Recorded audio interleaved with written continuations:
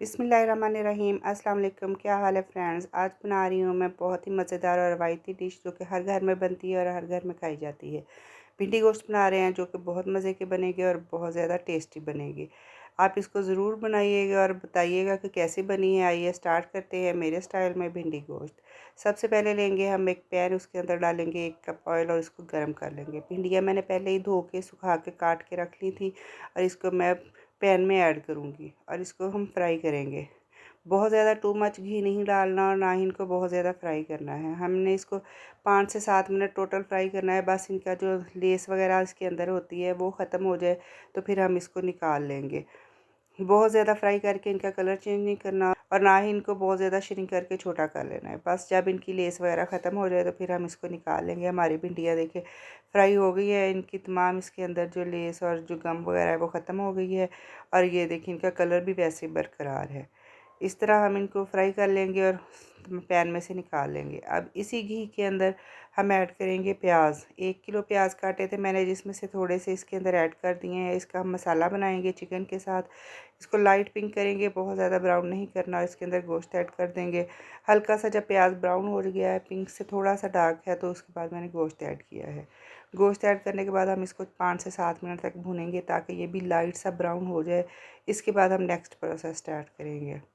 गोश्त हमारे colour change हो गया, लाइट ब्राउन हो गया। अब इसके अंदर नमक, हल्दी और सुरख मिर्च ऐड की है। आप अपने टेस्ट के अकॉर्डिंग ऐड कर सकते हैं। मैंने 1 टेबलस्पून नमक, 1 टेबलस्पून सुरख मिर्च और हाफ़ टेबलस्पून हल्दी ऐड की है। अब इन मसालों के साथ इसको 4 से 5 मिनट के लिए भूनेंगे ताकि मसाले भी अच्छी तरह भुन जाए और गोश्त में भी फ्लेवर आ जाए और गोश्त भी हमारा अच्छी तरह से भुन जाए।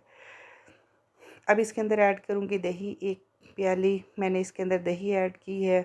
बहुत ज़्यादा इससे फ्लेवर अच्छा आएगा और बहुत ज़्यादा टेस्टी चिकन बन के रेडी होगा। इतनी मज़े की ये फ्लेवरफुल रेसिपी बन के रेडी होगी। 5 से 7 मिनट कवर करके पकाया है। इस दौरान हमारा चिकन अच्छी तरह से गल भी गया है और चिकन ने घी भी सेपरेट कर दिया है।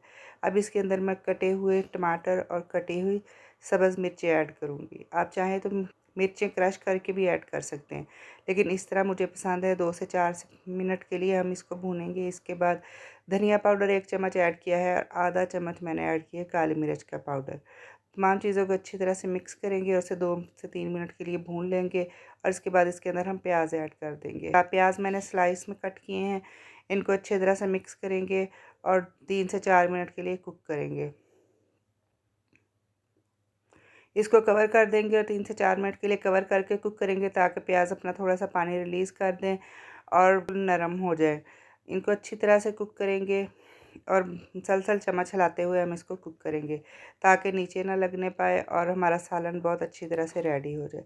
4 से 5 मिनट कुक करने के बाद प्याज़ों ने घी सेपरेट कर दिया था, तो अब मैं इसके अंदर भिंडी ऐड करूँगी और इसको मिक्स कर लूँगी। अच्छी तरह से मिक्स करेंगे ताकि मसाला तमाम भिंडियों में अच्छी तरह से जज़ब हो जाए और नमक मिर्च बिल्कुल इवन हो जाए। इसको 4 से 5 मिनट के लिए कुक करेंगे। बहुत ज़्यादा ओवर कुक नहीं करना, इससे भिंडियों का कलर ख़राब हो जाएगा और हमारे सालन इतना अच्छा नहीं लगेगा। बहुत ज़्यादा टेस्टी सालन बन के रेडी हुआ है। 4 से 5 मिनट कुक करने के बाद मैंने इसके ऊपर सब्ज़ मिर्चें ऐड कर दी हैं और ये हमारा भिंडी गोश्त बन के रेडी हो गया है, जो कि बहुत ज़्यादा टेस्टी और बहुत ज़्यादा फ्लेवरफुल है। ये देखिए जी, चिकन मैं आपको दिखाती हूँ तोड़ के, कितना जूसी और कितना टेंडर है। बिल्कुल भी हार्ड नहीं है और बहुत ज़्यादा मज़े का बना है। आप भी इसे ज़रूर ट्राई कीजिएगा और मुझे कमेंट्स में बताइएगा कि आपको मेरी रेसिपी कैसी लगी है। मिलेंगे फिर हम किसी और नई रेसिपी में। तब तक के लिए इजाज़त दीजिए। अल्लाह हाफ़िज़। अस्सलामु अलैकुम।